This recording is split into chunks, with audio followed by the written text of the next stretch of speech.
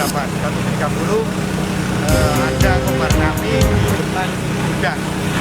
Ya, tadi pertama kali kami dilapori oleh pegawai yang punya gudang tersebut, yaitu pegawai Tanah Baru.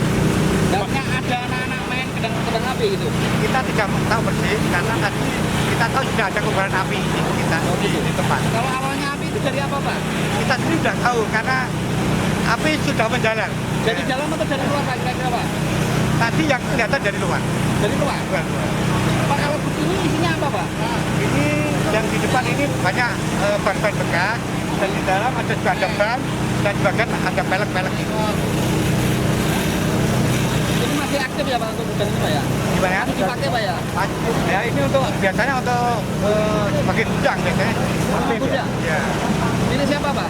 Milik Pak Kartubi. Pak, kalau perkiraan, Pak, yang terbakar ini kira-kira seberapa banyak, Pak? Dan perkiraan lebih dari 1.000 ban. 1.000 ban? Ya. Aku nggak tahu.